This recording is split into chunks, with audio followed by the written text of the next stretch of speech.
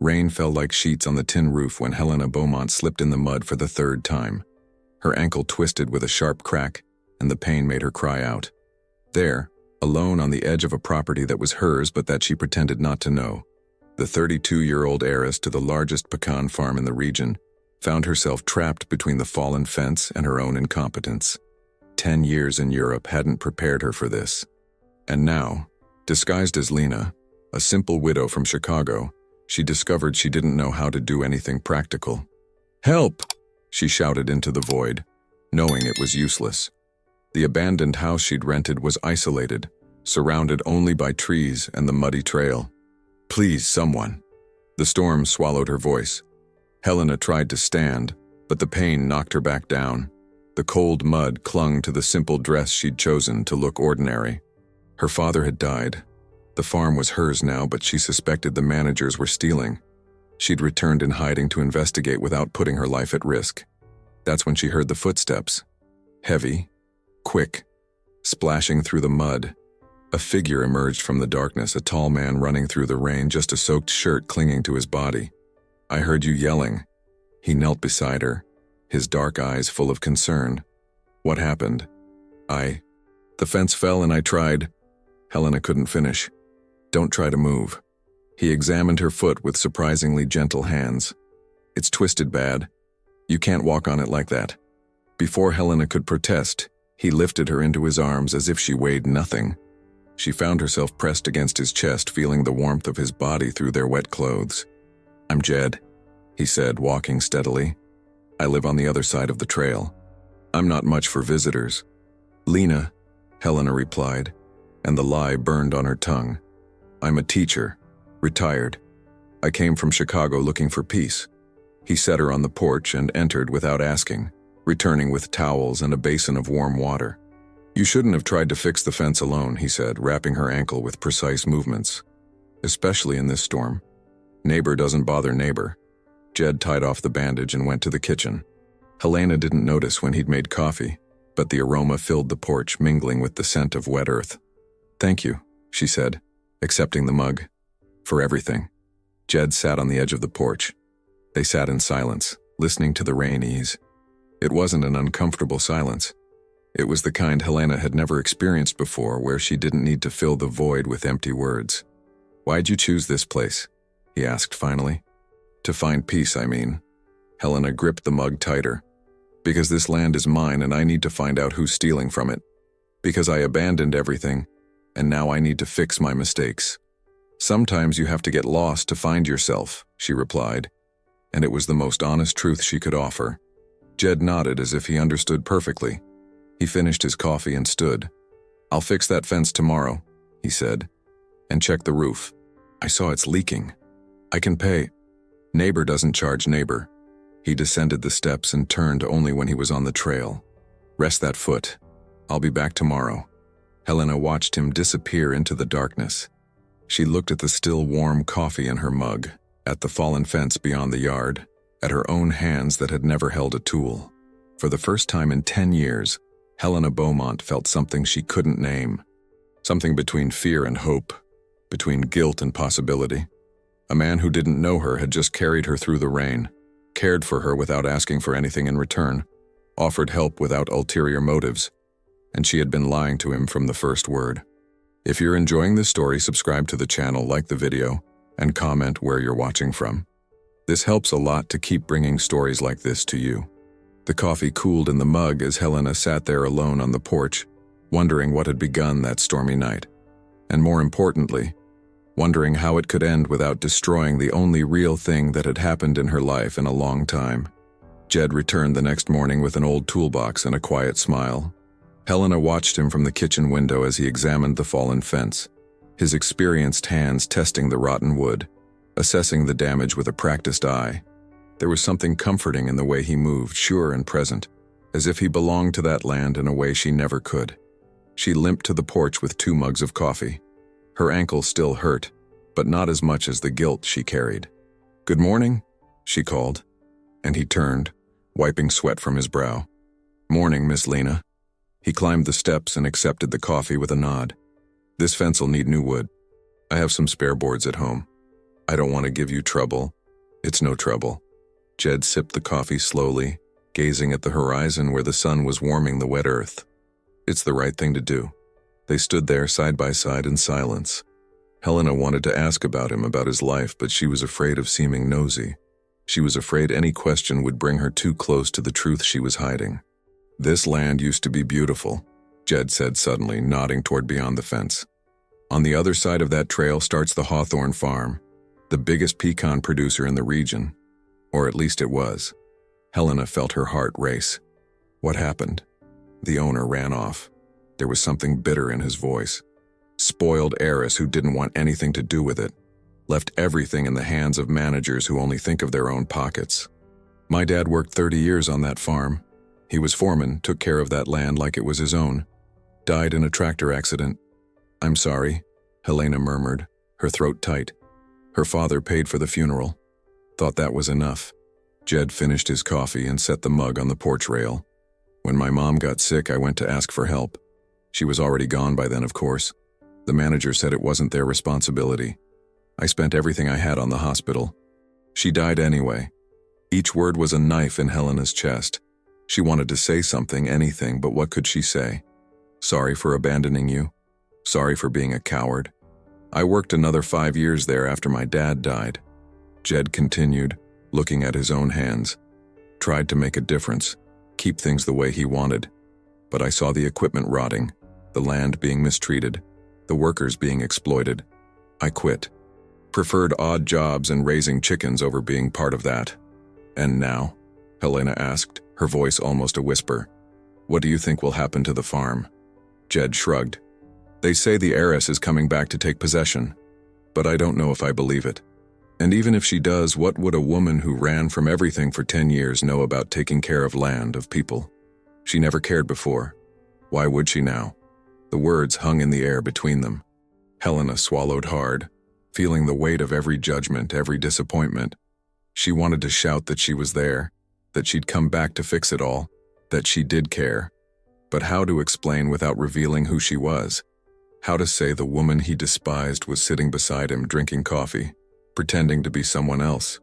Maybe she's changed, Helena said, her voice weak. 10 years is a long time. 10 years don't change anyone's character. Jed stood and descended the steps. I'll get the wood. Be back soon. Helena sat alone on the porch, holding the empty mug with trembling hands. The sun beat down now, drying the mud from the night before, but she felt cold. A cold that came from inside, from the place where guilt and regret mixed. She looked at the trail leading to Jed's house, then to the other side, where beyond the trees lay the Hawthorne Farm. Her farm, the place that should have been her home but felt more like a battlefield. A place where she had to fight not just against the thieves stealing from her, but against her own past, against the mistakes of an entire family, against the image people had of her. And the person whose opinion mattered most, the man who had carried her through the rain with such kindness, was the one with every reason to hate her. The coffee tasted bitter in her mouth. Helena wondered if she'd ever be able to swallow that truth without drowning in it. Over the next few days, Jed came back every morning. He fixed the fence, then the roof, then the wood stove that hadn't worked in months. Helena tried to offer money 3 times, and 3 times he refused with the same phrase, "Neighbor doesn't charge neighbor." Instead, he accepted coffee. Always coffee. The ritual began without either of them planning it. Every late afternoon, when the sun started to set, Jed would appear on the porch with some excuse to check if the fence was sturdy, to see if the roof held, to bring fresh eggs from his chickens. Helena would make coffee and they'd sit side by side watching the day fade over the land. They were long, comfortable silences, punctuated by brief talks about simple things, the weather, the plants, the birds. Jed didn't talk much, but when he did, every word carried weight. Helena discovered he understood the land in ways she'd never imagined. He knew when it would rain by the animals' behavior, knew every type of soil by touch, predicted harvests by the color of the leaves. "Did you learn all that from your dad?" she asked one of those afternoons, holding the warm mug between her hands. "I learned by watching." Jed stirred his coffee slowly, thoughtful. "My dad said the land speaks to those who have the patience to listen." Most people just want to take from it, extract profit. They don't stop to hear what it needs. And what does it need? Respect. He looked at her, and Helena felt something tighten in her chest. The land gives everything when you care for it right. But when you just take and give nothing back, it dies little by little. Like what's happening at Hawthorne. Helena lowered her eyes. You still think about it a lot? The farm? Every day. His voice grew quieter. My dad's buried there in the workers' cemetery. I spent my whole childhood running through those pecan groves. I know every corner, every tree. Seeing it rot like that, it hurts. Why don't you try to do something? Jed gave a bitter laugh. What can I do? I'm nobody. No money, no influence, not even the college education I started. Had to drop out when my dad died. The managers run the place. And when the heiress comes, if she comes, it'll be more of the same. Helena wanted to say so many things. She wanted to say she was there to change that she had proof of the frauds, that she'd clean the farm of all the thieves. But the words stuck in her throat, choked by the lie growing between them like an invisible wall. And you? Jed turned his face to her. Why would a teacher from Chicago bury herself in a remote place like this? I already told you. Looking for peace. But running from what? The question caught Helena off guard. She sat in silence, feeling the weight of his gaze. From expectations, she answered finally. And it wasn't a lie. From people who wanted me to be something I'm not.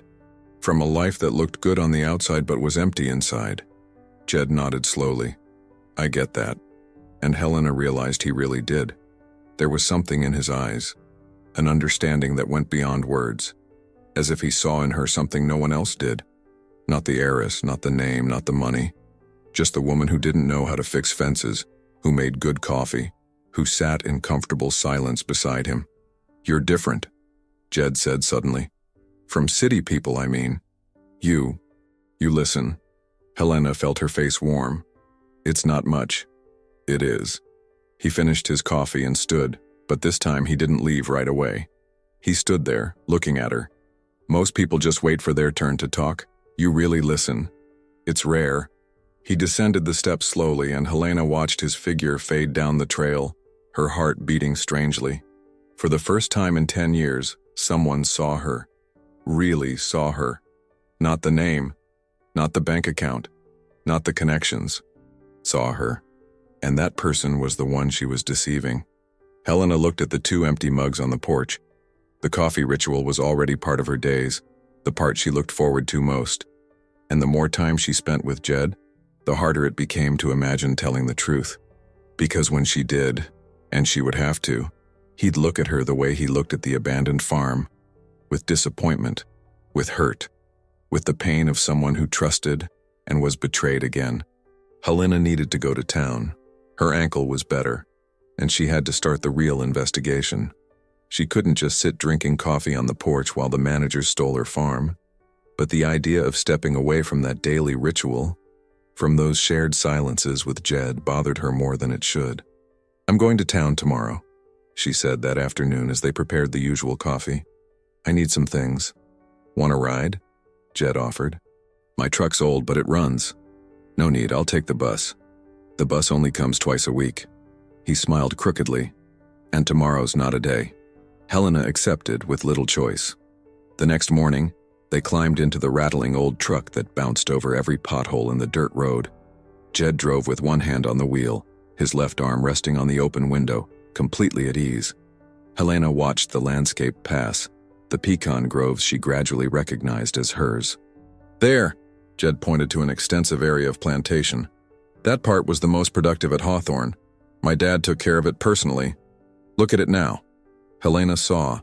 The pecan trees were uneven, poorly maintained, with yellowing leaves. Some sections looked completely abandoned. No proper management, Jed continued, his voice tense. No pruning, no pest control. In 2-3 years, that area's gonna be dead. And the managers do nothing? They do. They make money. Jed gripped the wheel tighter. They sell the pecans, pocket the profits, don't invest anything back. The farm's being drained dry. Helena felt the anger rise. It wasn't just money they were stealing. It was the land, the work of generations, Jed's father's legacy. It was everything. In town, Jed dropped her at the main square, and they agreed to meet in 2 hours. Helena walked the narrow streets, entering shops, asking discreet questions. At an old general store where she bought supplies, she struck up a conversation with the owner. "I moved near the Hawthorne farm," she said, weighing beans on an old scale. "It seems like an important place around here." "It was," the woman sighed. "Used to employ half the town before. Now it barely supports the workers. The girl inherited it all and vanished into the world. They say she's in Europe, living it up at parties." Helena bit her tongue. "And the folks running the farm now?" "Oh, the managers." The woman lowered her voice. "People say they're getting rich off the girl, but who's going to prove it? Marshall Tate drives a new car, has a place at the lake. His salary doesn't cover the insurance. And no one suspects?" "Everyone suspects, but what can you do? He's got fancy lawyers, friends at City Hall, and the owner ain't even here to see." Helena paid for her purchases and left, her heart pounding. In the square, she sat on a bench and watched. That's when she saw him. Marshall Tate, the head manager, talking to another man near the church. Helena approached slowly, pretending to look in a nearby shop window. 300 acres on the north side," Marshall was saying, laughing. "Documents so old she doesn't even know they exist. 2.5 million split 3 ways. When she comes to take possession, if she does, the money'll already be gone." "And if she calls for an audit?" the other asked. "Audit of what?" "We forged everything right. The papers show that land was sold 5 years ago before she inherited. Legally clean. You're a genius, Marshall. I'm just taking what's mine. Worked 10 years on that farm, taking care of a spoiled daddy's girl's inheritance, who didn't even care when her father died. Let her stay in Europe. Here, I'm the one in charge." Helena felt her blood boil. 300 acres. 2.5 million. Forged documents. It was worse than she'd imagined. Much worse. She returned to the truck where Jed waited. She got in silently, her head spinning with plans. She needed to call her lawyer, gather proof, act fast before they closed the fraudulent sale. "You okay?" Jed asked, noticing her tension. "You look pale." "I'm fine, just tired." He didn't seem convinced but didn't push. On the way back, Helena looked out the window, watching the farm pass. Her farm.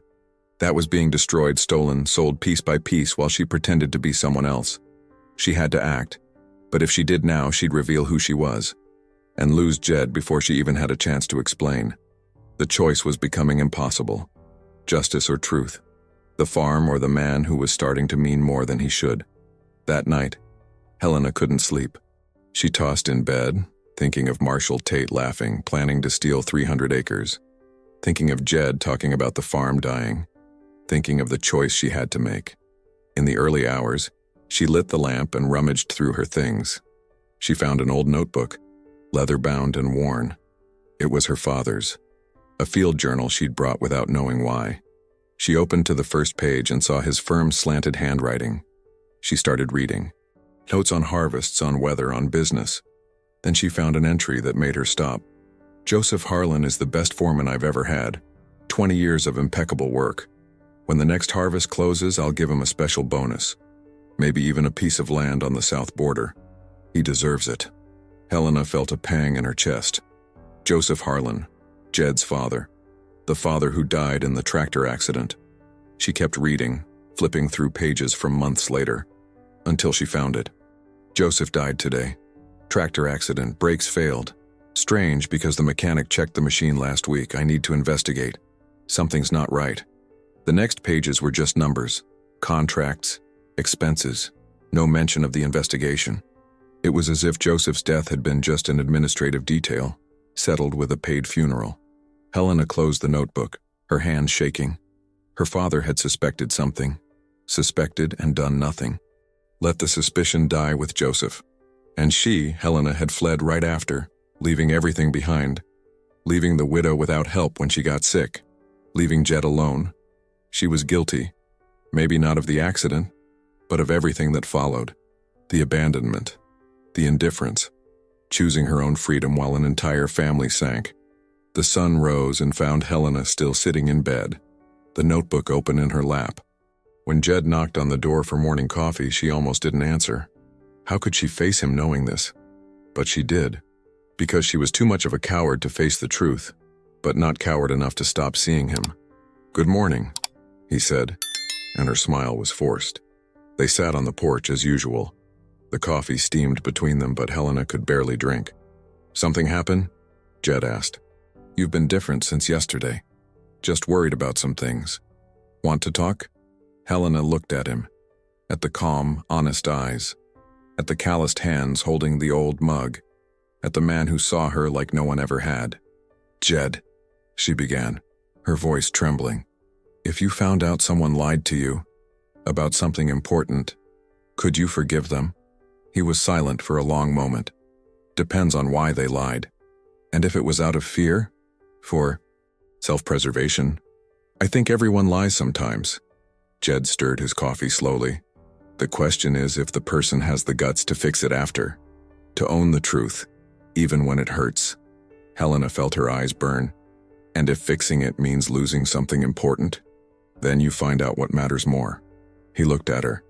The truth or the comfortable lie? The words hung in the air. Helena wanted to speak, wanted to tell everything, but fear paralyzed her. "Lena," Jed said, and there was something different in his voice. "I don't know what you're hiding, but I know you're hiding something." Helena swallowed hard. "What makes you think that?" "Because I watch you." He set the mug aside. "You talk about farming like someone who studied it, not like a retired teacher. Your hands are too well kept. You catch yourself when you use too formal words. And there's something in your eyes when I talk about the farm. Like it hurts in a personal way." "Jed, you don't have to tell me now." He stood. "But when you decide to really trust me, I'll be here."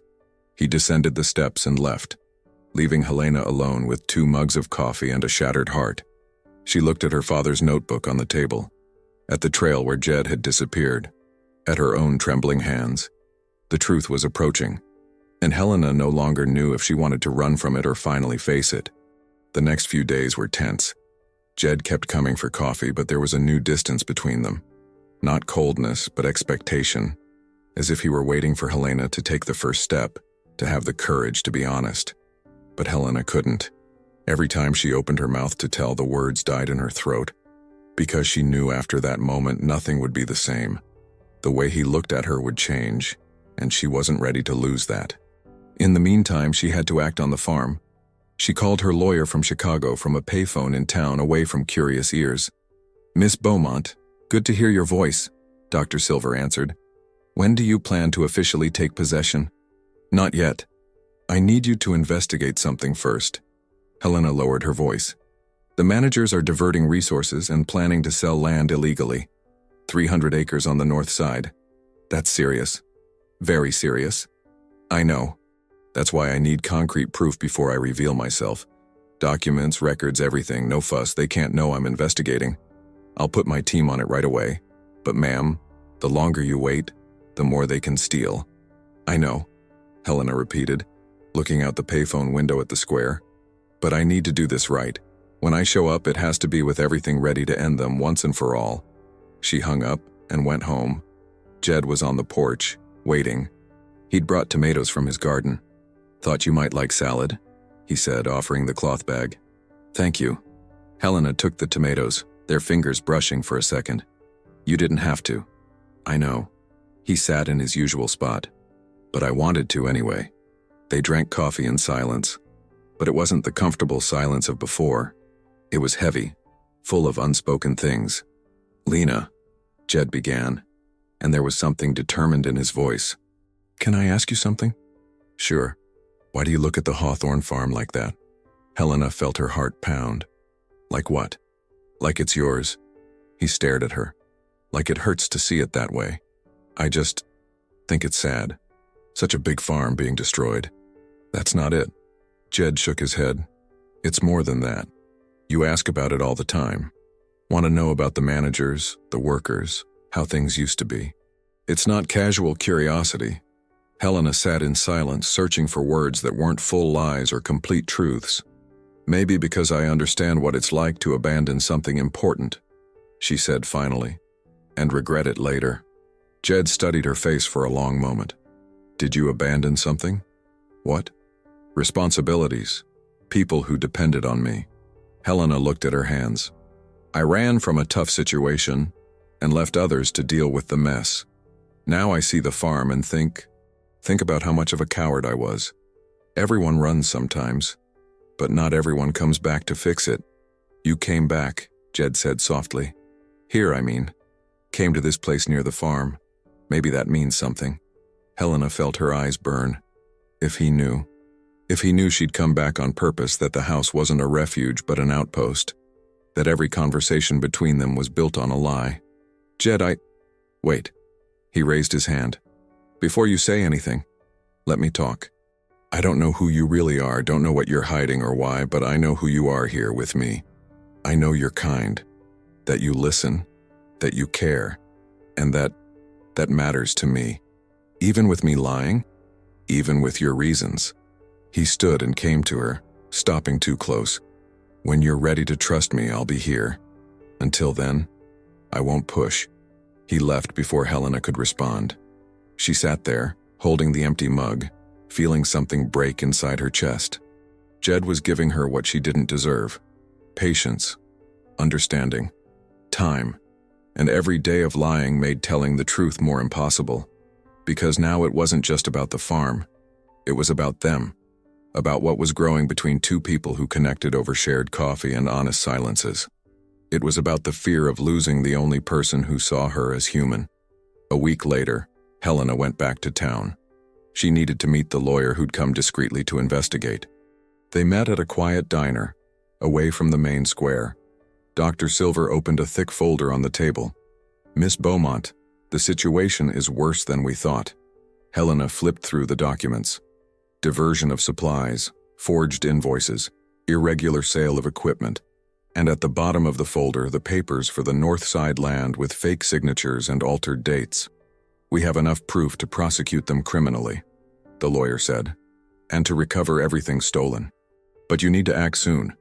They've scheduled the sale of the 300 acres for 2 weeks from now. So we have 2 weeks. Less than that. Dr. Silver adjusted his glasses. You need to present yourself officially as heiress, register possession, file a formal complaint. That takes time. I suggest you do it this week. Helena looked out the diner window. Outside, town life went on. Simple people, working, living. And somewhere in that region, Jed was tending his chickens, fixing something, thinking of her. A few more days, she asked. Give me a few more days. Miss, every day that passes. I know. Her voice came out louder than intended. Helena took a deep breath. I know, but I need a little more time to prepare. The lawyer didn't seem convinced but agreed. 4 days, no more than that. Or they'll close the sale and it'll be much harder to reverse. Helena went home with the documents hidden in her bag. Their weight felt heavier than it was. Proof, justice, truth, everything she needed to reclaim her farm, and everything that would destroy what she had with Jed. That afternoon, he didn't show for coffee. Helena waited on the porch, the mug cooling in her hands. The sun set, night fell, but the trail stayed empty. The next day, the same. No sign of him. On the third day, Helena couldn't take it. She crossed the trail and knocked on Jed's door. He took a while to answer, and when he did, there was something different in his face. Lena. His voice was strange, distant. You didn't come. I was worried. Had to think about some things. Can I come in? Jed hesitated but stepped aside. The house was simple, clean, with old but well-kept furniture. On the wall, a framed photo. An older man smiling next to a younger Jed, his father. I went to town yesterday, Jed said, not looking at her, and heard some rumors. Helena's heart raced. What rumors? About you. He finally faced her. They say a woman from Chicago's been asking questions about the Hawthorne farm. Very specific questions. About the managers, documents, land.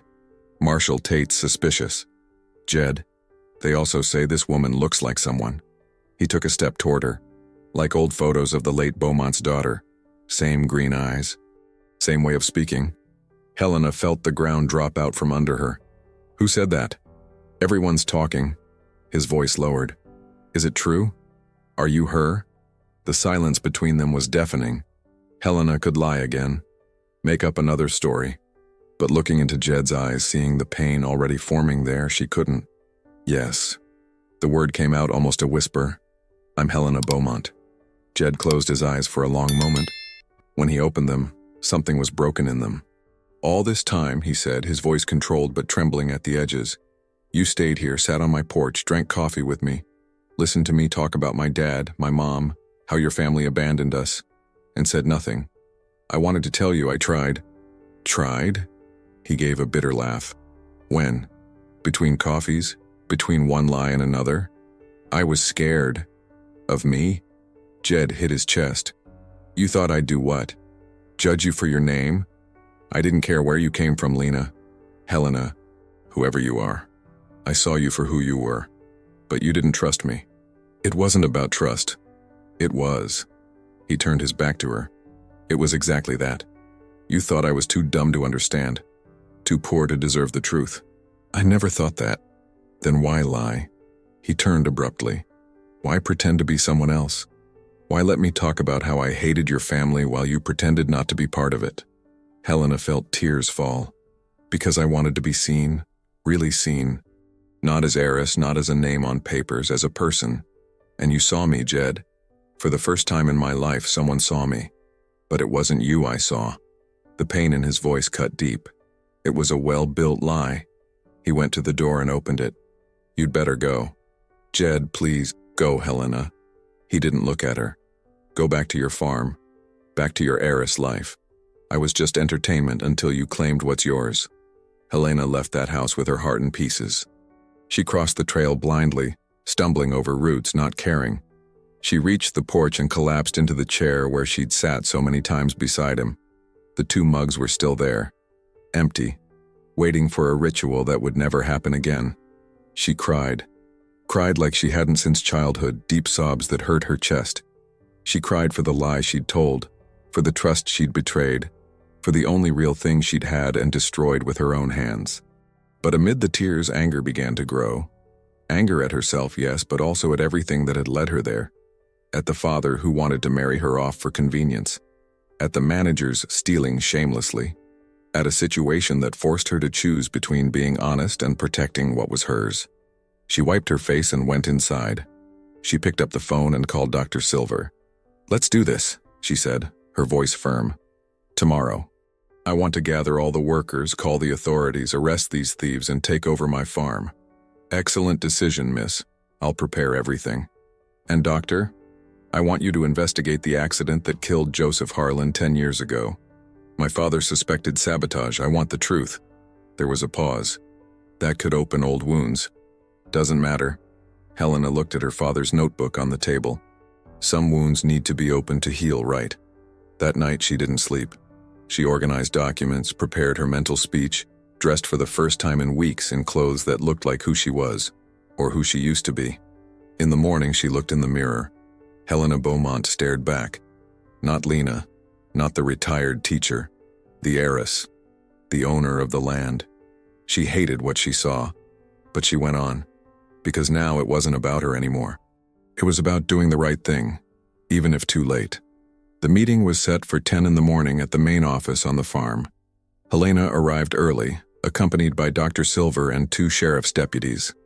The workers arrived gradually, confused, curious. Marshal Tate was last. He entered with arrogance. Big smile. What's all this fuss? Who called a meeting without telling me? He stopped when he saw Helena. The smile died. Good morning, Mr. Tate, she said, her voice icy. I'm Helena Beaumont, the owner of this farm, and I'm here to take back what's mine. The office fell absolutely silent. Miss Beaumont, Marshall recovered quickly, forcing a smile. What a surprise. We didn't know you were coming. We should have prepared. A welcome? Helena opened the folder of documents. Like the one you prepared to sell 300 acres of my land with forged documents? The color drained from Marshall's face. I don't know what you're talking about. No? Dr. Silver stepped forward. Then maybe you'll recognize these altered invoices, or these proof of diverted supplies, or this recording of the conversation you had in the square 2 weeks ago, planning the illegal sale. Helena had recorded it. That day at the payphone, she'd gone back with a tiny recorder, managed to capture part of the talk. "Marshall Tate, you're under arrest for fraud, forgery, and embezzlement," one of the deputies said, approaching with handcuffs. Chaos erupted, Marshall yelling it was a setup, other managers trying to flee, workers in shock. Helena stood still in the middle of it all, watching her world be dismantled and rebuilt. In less than 2 hours, it was done. The 3 main managers were taken away. Helena officially took possession, registered everything, began giving orders to reorganize the farm. But every victory felt empty. In the afternoon, she got in the rented truck and drove to the property's edge. She parked and walked the trail to the rented house, her little house, where she'd stopped being heiress and become just Lena. Jed was on her porch, sitting in the usual chair, a mug of coffee in hand. Helena stopped, her heart racing. "I heard what happened," he said, not looking at her. "Whole town's talking. The heiress came back, arrested the thieves, took it all over." "Jed, there's another mug here." He pointed to the second mug on the porch rail. "It's cooling." Helena climbed the steps slowly, as if he might vanish any moment. She sat beside him, took the mug. "Why are you here?" she asked, her voice shaky. "Because I spent the night thinking." Jed finally looked at her and realized something. "What?" Helena asked, barely able to breathe. Jed turned the mug in his hands, looking at the coffee. "I realized I was mad at the wrong person." "How so?" "I was furious with you for lying, for pretending to be someone else. But the truth is, you didn't pretend." He looked at her. "The woman who drank coffee with me, who slipped in the mud, who listened to my stories. That was the real you, wasn't it?" Helena felt tears return. "It was. Always was. So I got mad because you didn't trust me. But then I thought, why would you trust me?" Jed lowered his eyes. "I spent months bad-mouthing your family, saying the heiress was spoiled, irresponsible. How were you going to tell me who you were after that? I should have told you sooner. And I probably would have treated you different." He gave a sad smile. "Would have been polite, distant, wouldn't have carried you through the rain, wouldn't have fixed your fence." "Jed, let me finish." He took a deep breath. "I spent the whole night thinking about my dad, how fair he was, how he said everyone deserves a chance to explain. And I didn't give you that chance. I threw you out without even letting you talk. You had every right to be angry. I did. But I didn't have the right to be cruel." Jed reached out and touched her face, wiping a tear with his thumb. "I'm sorry." Helena held his hand. "You're apologizing to me? I lied. You lied about the name, but you were honest about everything that matters." He laced his fingers with hers. "And I heard what you did today. Arrested the thieves, took over the farm, gonna fix it all. It's the least I can do." "It's not the least, it's brave." Jed squeezed her hand. "And now? What are you gonna do?"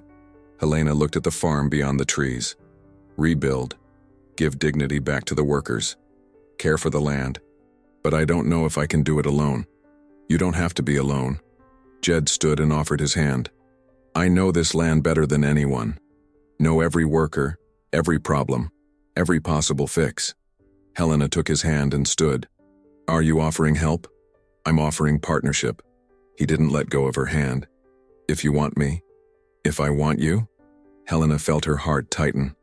"Jed, I spent the last days thinking I'd lost you, that I'd destroyed the only good thing that's happened to me in years. You didn't lose me." He pulled her close. "Let's rebuild this farm together. The right way this time, with people mattering more than profit." "Together," Helena repeated, like a promise. The sun was setting when they finally pulled apart. Jed picked up the 2 empty mugs. "Tomorrow there's a lot of work," he said. "Tomorrow," Helena agreed. He descended the steps but turned before leaving. "Helena?" "Yes?" "I prefer calling you Lena." He smiled. "If you don't mind." She felt her heart warm. "I don't mind at all." When Jed disappeared down the trail, Helena stayed on the porch, watching the stars begin to appear. She had a farm to rebuild, mistakes to fix, wounds to heal, but for the first time since returning, she didn't feel alone. The next few days were intense. Helena and Jed worked side by side from dawn to dusk. First, they gathered all the farm workers. Many were scared, thinking they'd lose their jobs with the management change. Helena stood in front of them in the main barn. They were tired faces, suspicious, marked by years of exploitation. "I know I have a lot to prove," she began, her voice firm but kind. "I know I abandoned you, that I ran when I should have stayed, and I know that caused suffering for many families here." The silence was heavy. "I can't change the past, but I can change the future." Helena looked at each face. "Starting today, this farm will be run with respect. Fair wages, proper equipment, decent working conditions. And most important, you'll have a voice. You'll be able to speak, suggest, disagree." An older woman raised her hand timidly. "And how do we know you won't disappear again when you get tired?" The question hurt, but it was fair. "You don't," Helena answered honestly. "I can only ask you to give me a chance to show. And if I fail again one day, I want you to hold me accountable. This farm belongs to everyone who works it." Jed stepped forward. "I'll be working with her. I'll be here every day. And you know me. You know I wouldn't stay if I didn't believe she's serious." Murmurs started. Jed was respected. He was one of them. If he trusted, maybe they could too. Gradually, things began to change. Helena hired a new accountant, implemented transparent management systems. Jed reorganized the field teams, bringing back sustainable practices his father had used. Every afternoon without fail, they met on the big house porch for coffee. The ritual continued, but now with a different flavor. No longer a secret, no longer a lie. It was genuine partnership. "The North Groves are responding well to the new management," Jed said one of those afternoons, showing notes in a worn notebook. "In 6 months, productivity should double." Helena studied the numbers. "And the workers' morale?" "Improving. Slowly, but improving." He took a sip of coffee. "Mrs. Carmen told me yesterday she hasn't seen the farm like this in years. Alive. There's still a lot to do." "There is? But we're on the right track." Helena looked at him. At the man who went from hate to forgiveness, from hurt to partnership. At the calloused hands that now held not just tools but the future of that land. "Jed, I need to tell you something," she said suddenly. "What?" "The lawyer investigated your dad's accident." Helena took a deep breath. "My father was right to suspect. The brakes were sabotaged." Jed's face went pale. "What?" "Marshall Tate was on the farm back then. He was an assistant manager." Helena pulled documents from her bag. "There are records of an argument between him and your dad. Your dad found out Marshall was diverting supplies, was gonna report it." Jed took the papers with trembling hands.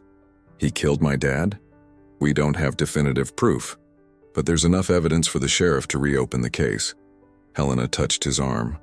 "I understand if you need time to process." Jed was silent for a long moment. When he spoke, his voice was hoarse. "My dad died because he tried to do the right thing, because he wouldn't go along with the stealing." "Yes. And your dad suspected, but didn't investigate." "No. And I'll carry that guilt forever." Helena felt her eyes burn.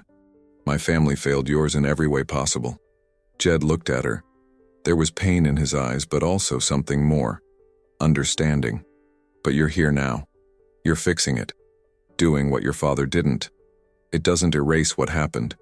"No, but it means something." He held her hand across the table.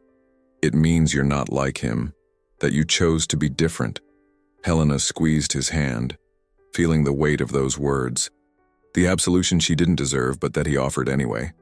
"Let's reopen the case," Jed said finally. "My dad deserves justice, even after all this time." "We will," Helena agreed. Together. The sun set over the farm, gilding everything, and for the first time that land seemed to be truly beginning to heal. 3 months passed. The farm was unrecognizable.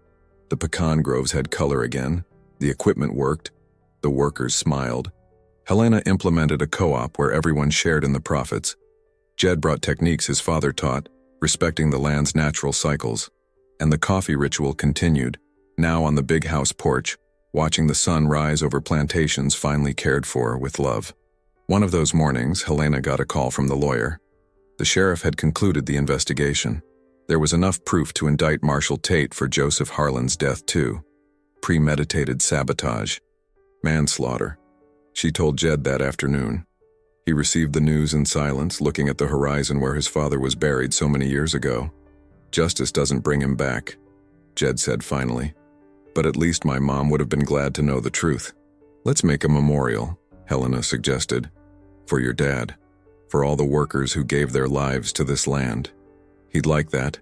Jed smiled sadly. He loved this farm. More than anything. Except you. Except me. He looked at her. Know what he'd say if he were here now? What? That you're doing the right thing. Honoring the land. Jed took her hand. He believed people could change. That mistakes could be fixed. I think he'd like you. Helena felt her heart tighten. I hope so. They sat in silence, hands linked, watching the day end. In the last months, their connection had deepened. It was no longer just work partnership. It was more. Something neither had the courage to name yet. Lena, Jed said suddenly, using the nickname he insisted on. Can I ask you something? Sure. Are you happy here? Really? He looked at her. Or do you miss Europe, that life you had? Helena thought about the question. Thought of Paris, the elegant dinners, the parties, the empty freedom she'd had for 10 years. Thought of how hollow she felt, floating without roots, without purpose. I was free there, she answered honestly, but not happy. Freedom without belonging is just loneliness with more space to feel lost. And here? Do you belong here? Here I wake up every day knowing why I wake up. Helena looked at the farm, at the land she finally understood. I see the pecans growing because we care for them right. I see people working with dignity. I see everything that was broken being fixed little by little. And yes, Jed, I belong here. For the first time in my life, I belong somewhere. And to someone? The question came low, almost a whisper. Helena turned to him. Jed's dark eyes watched her with an intensity that made her heart race. Jed, sorry. He started to stand. Shouldn't have asked. We're partners, business partners, and I... Helena grabbed his arm. You didn't hear my answer. He stopped, breath held. Yes, she said simply. I belong to someone. If that someone wants me. Jed turned slowly, his eyes searching hers. You sure? Because I'm just a simple man. Don't have anything but this land we tend together. Can't offer you the life you had in Europe. I don't want that life. Helena stood close to him. I want this one. I want to wake up and drink coffee with you. Work by your side. Hear your stories in silence. I want to belong to this place and to you. Jed touched her face gently as if she were something precious that might break. I love you, Lena. Loved you since that first night when I carried you through the rain. Just didn't know it yet. I love you too. The words came easy. True. And I know exactly when it started. It was when you refused payment and asked for just coffee. When I saw you saw me as a person, not a name. He pulled her close and kissed her. A soft kiss, full of promises, full of future. When they parted, the sun had fully set.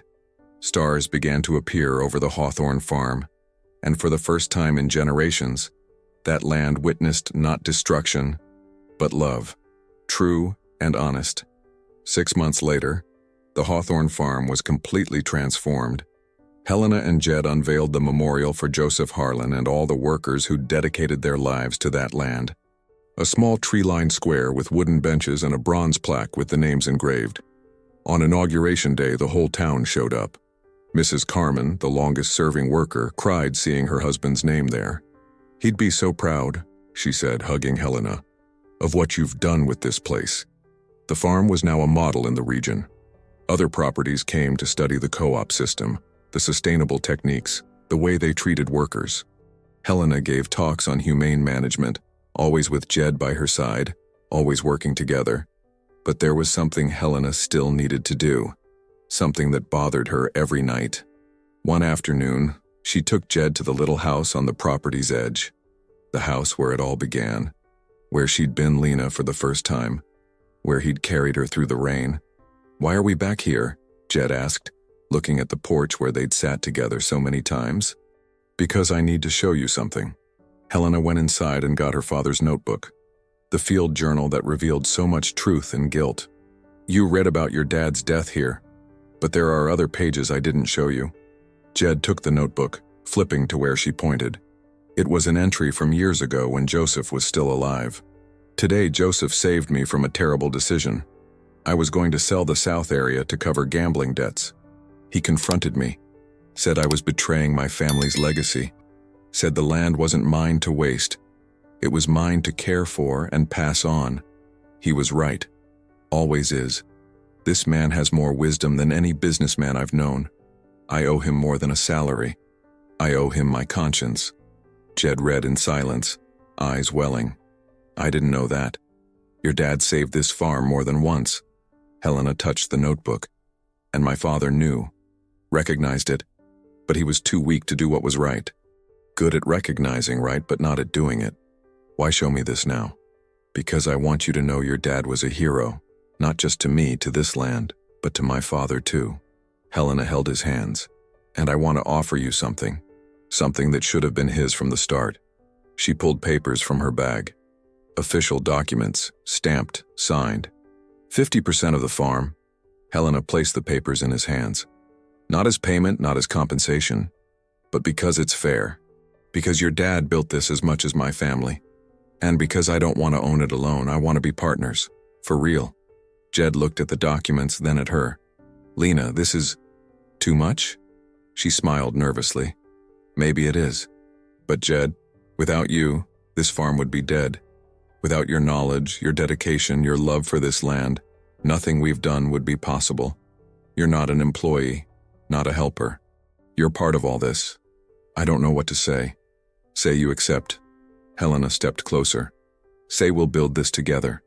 That this land will be ours. That your dad's dream lives on through us. Jed set the papers down and hugged her tight. I accept. Of course I accept.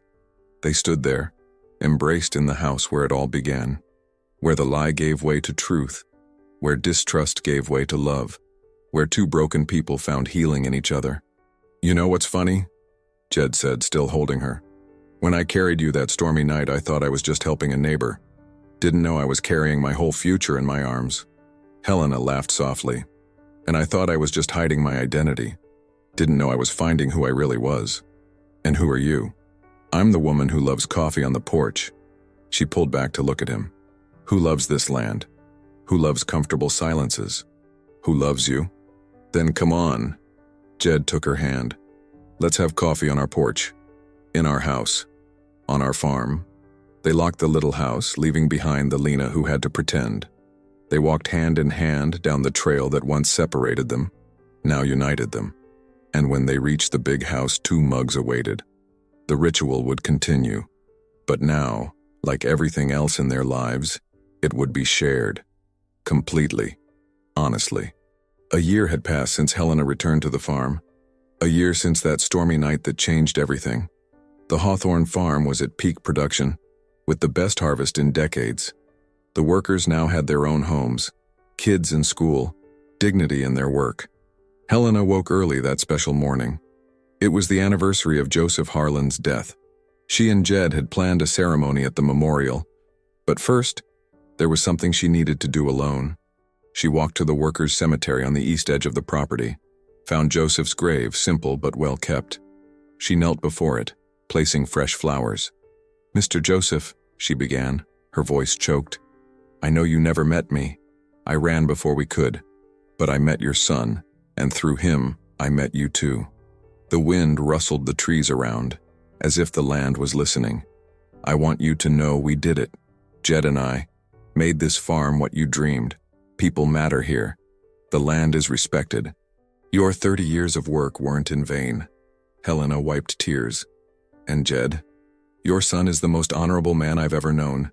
You raised someone special, someone who taught me what it means to belong to something bigger than yourself. She stayed there longer, in silence, feeling the peace of that place. When she finally stood, Jed was standing a few yards back, waiting. How long have you been there? She asked. Long enough. He approached and hugged her from behind, chin on her shoulder.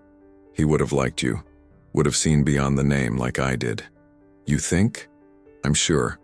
Jed turned her to face him. My dad always said it doesn't matter where you come from, it matters where you're going. And you, Lena, chose to come to the right place. They walked back to the big house together.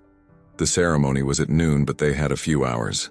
They sat on the porch with the usual coffee, watching the workers start the day's work in the groves. "You know what I was thinking?" Helena said, holding the warm mug. "What?" "That in 50 years, when we're gone, I want someone to look at this farm and know it was built with love. Not exploitation, not greed. With genuine love for the land and the people." Jed laced his fingers with hers. "And it will be, because we're building something bigger than us. A real legacy. Your dad started that legacy." Helena squeezed his hand. "We're just continuing it." "No." Jed shook his head. "You restarted it. Could have sold everything, taken the money, left. But you chose to stay, chose to fix it. That's not continuing, Lena, that's courage." They sat in silence, watching the sun rise fully in the sky. At noon, the whole community gathered at the memorial. Helena spoke about Joseph, about his work, about how he'd saved the farm more than once. Jed told childhood stories, how his father taught him to respect the land, to value people. Mrs. Carmen placed flowers at the memorial, her voice trembling with emotion. "My Joseph is smiling up there, I know he is. Because finally this land is back to what he always wanted. A place of hope." When everyone had gone, Helena and Jed stayed alone at the memorial. The afternoon sun lit the bronze plaque with the engraved names. "Thank you," Jed said suddenly. "For what?" "For coming back. For having the courage to face your mistakes, for giving me the chance to forgive." He looked at her with so much love that Helena felt her chest tighten. "For showing me people can change, that families can heal, that love can grow even in the middle of so much pain." Helena hugged him tight. "We healed together. You taught me as much as I taught you. Then we're a good team. The best." She smiled against his chest. "And we'll keep being. For a long time." They walked home hand in hand, leaving the memorial under the care of the trees and wind. And on the way, Helena looked back just once, seeing the plaque shine in the sun. There were the names of those who'd built that land. And now, finally, their sacrifices were honored, their lives celebrated, their memory preserved. The Hawthorne farm was no longer just a business. It was a home. And finally, after so long lost, Helena knew exactly where she belonged. 2 years later, on a September morning, Helena woke to the smell of coffee from the kitchen. She smiled with eyes still closed. Jed always woke first, made the coffee, and waited for her on the porch. Some things never changed, and thank God for that. She got up, put on a simple robe, and went downstairs barefoot. But when she reached the porch, she found more than just Jed. There was a set table, flowers from the garden, and on the table, her father's old notebook. "What's this?" she asked, confused. "Sit." Jed pulled out the chair for her, nervous in a way she rarely saw. "There's something I want to show you." He opened the notebook to a page Helena didn't know. It was blank, or had been. Now it had something written in Jed's handwriting. "Today, on this land saved by love and courage, I, Jed Harlan, will start my own journal. Not to record numbers or business, but what really matters. The people, the land, the life we're building together." Helena felt her eyes fill with tears. "Jed, wait, there's more." He turned the page. "This is the first official entry. Helena Beaumont arrived here 2 years ago as a lie, but became the truest, most beautiful part of my life. She taught me the past doesn't define us, but our choices in the present do. She took a dead farm and gave it life. Took guilt and turned it to redemption. Took my broken heart and made it whole again." "Keep going," Helena asked, barely able to speak. "That's why on the porch where we had coffee the first time, where we built our story in silences and truths, I want to ask, will you keep building this life with me? Not as partner, not as business associate, as my wife?" Helena looked up and saw Jed kneeling beside her, a simple gold ring in his hand. "Marry me, Lena," he said, using the name that was just his. "Marry me and let's put down roots in this land we saved together. Let's have kids who'll run through the groves like I did with my dad. Let's grow old drinking coffee on this porch, watching the sun rise over everything we've built." Tears streamed down Helena's face. "Yes. 1,000 times yes." He slipped the ring on her finger and pulled her into a long, sweet kiss full of promises. When they parted, they laughed together, embraced, happy. "There's one more thing," Jed said, still holding her. "Look over there." Helena turned and saw. On the trail to the house, all the farm workers were walking up, smiling, bringing flowers and food. Mrs. Carmen in front, crying with joy. "They knew?" Helena laughed through tears. "I asked for their blessing before asking yours." Jed smiled. "Because this farm isn't just ours. It's everyone's who works it. And everyone deserves to know we'll keep being here, together, taking care of it." The impromptu party lasted all day. Music, dancing, plenty of food. The Hawthorne farm celebrated not just a wedding, but everything it represented. Love conquering hate. Truth conquering lies. Redemption conquering guilt. At dusk, when everyone had gone, Helena and Jed returned to the porch. The coffee ritual, as always. But now with a ring on her finger. Future secured, love declared. "You know what I realized?" Helena said, head on his shoulder. "What?" "That I spent 10 years in Europe looking for freedom. But real freedom isn't running. It's belonging. It's having roots. It's waking up every day knowing exactly where you want to be." "And where's that?" "Here." She squeezed his hand. "Always here. On this land, on this porch, by your side." Jed kissed the top of her head. "Welcome home, Lena. Forever." They stayed there until the stars filled the sky. And the next morning, when the sun rose over the Hawthorne farm, it found two people who finally knew who they were, who finally found their place in the world, who were finally home. And in the two mugs on the table, the coffee steamed, hot and aromatic, symbol of everything they'd built. One mug for each, but a shared future. Together, as it always should have been. If you're enjoying this story, subscribe to the channel, like the video, and comment where you're watching from. This helps a lot to keep bringing stories like this to you.